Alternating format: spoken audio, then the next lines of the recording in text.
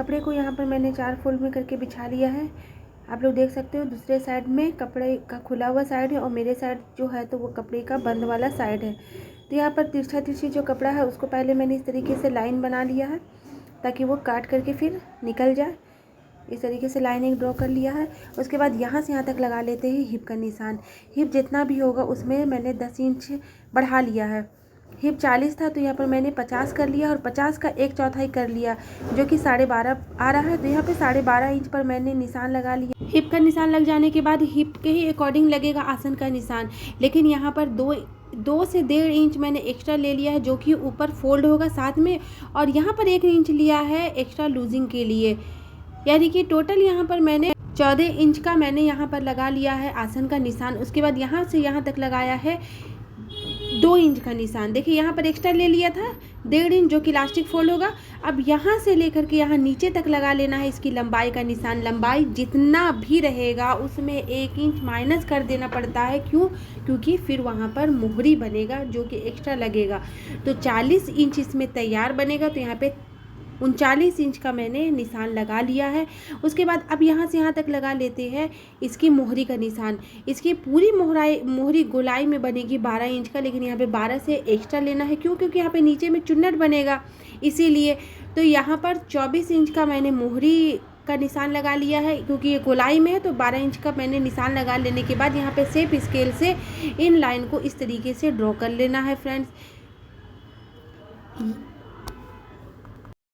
इसको इस तरीके से गोलाई से मिला लेते हैं जैसा कि पैंट ट्राउज़र में प्लाजो में होता है, बस उसी तरीके से इसकी कटिंग करना है। लेकिन ये अफगानी सलवार है जो कि प्लाजो स्टाइल में है। तो अब इसकी कटिंग कर लेते हैं फ्रेंड्स। जिन्होंने अभी तक मेरे वीडियो को लाइक नहीं किया जल्दी से लाइक कर दीजिए, और चैनल को सब्सक्राइब नहीं किया तो प्लीज़ चैनल को सब्सक्राइब भी कर लीजिए। भाई आप लोग देखते हो तो प्लीज़ सब्सक्राइब भी कर लीजिए ताकि मेरा मेहनत वसूल हो जाए। मुझे कुछ नहीं चाहिए, बस मेहनत इतना करने के बाद बस लाइक और एक सब्सक्राइब चाहिए। तो प्लीज़ फ्रेंड जल्दी से चैनल को सब्सक्राइब कर लीजिए। तो देखिए अब इसकी सिलाई कुछ इस तरीके से होगी। पहले दोनों आसन को सीना, लेकिन आसन को सिलने से पहले मैं इसमें म्यानी भी लगाऊंगी। तो आप लोग म्यानी की कटिंग भी देख लीजिए। तो म्यानी की जो चौड़ाई है वो 2.5 इंच है और इसकी जो लंबाई है वो 7 इंच है। 2.5 इंच मतलब एक साइड में, इसको जब वैसे खोल लूँगी तो ये 5 इंच का है। अब देखिए म्यानी को इस तरीके से पहले आसन में रखना है, एक कपड़े को उठाना है और इस तरीके से सिलना। अब फिर दूसरे कपड़े को उठा करके फिर यहाँ पर दोनों म्यानी को एक साइड में अटैच कर लेने के बाद फिर दूसरे साइड भी उसी तरीके से अटैच करना।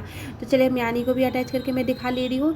सीधा सीधा साइड को आमने सामने रखना है और उल्टे साइड में सिलाई करते जाना है फ्रेंड्स। आप लोग देख सकते हो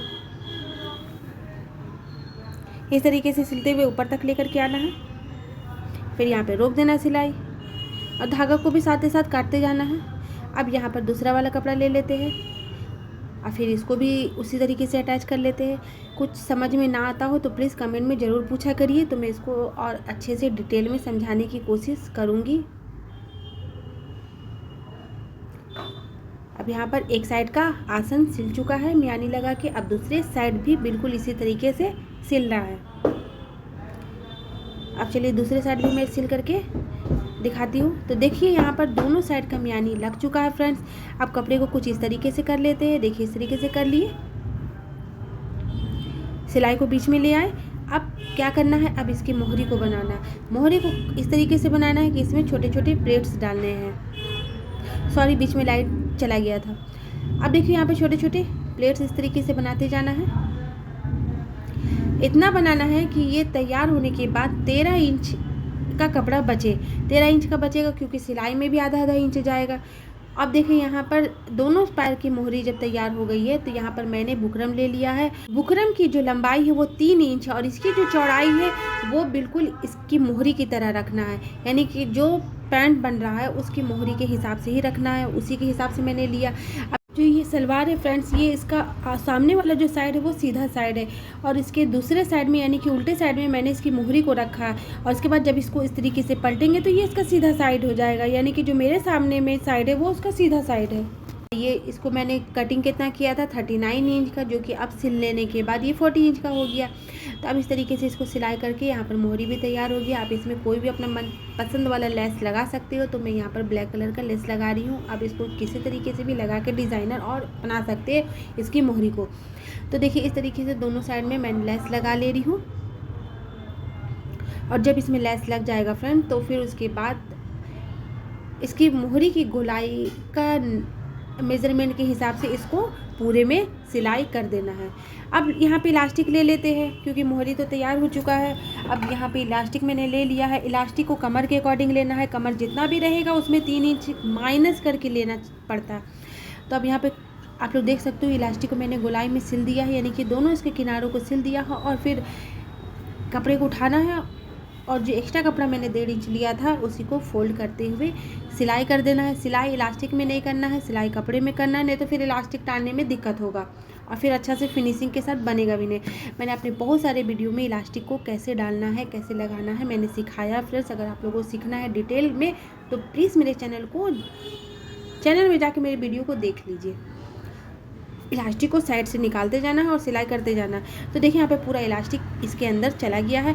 अब इलास्टिक को टान करके कपड़े के अकॉर्डिंग करना है और उसके बाद कपड़ा और इलास्टिक को हाथ से इक्वल करते हुए बीच में एक सिलाई कर देना है, ताकि इलास्टिक एक जगह इकट्ठे होकर के ना रहे, बल्कि वो पूरे कपड़े में राउंड में आ जाए। तो यहाँ पर ये पूरे सलवार बन के तैयार है फ्रेंड। मैं इसको प्रेस करके दिखाती हूँ। तो बहुत ही इजी तरीके से मैंने इसको सिलना और इसकी कटिंग करने के लिए बताया फ्रेंड्स। तो जल्दी से वीडियो को लाइक कर दीजिए।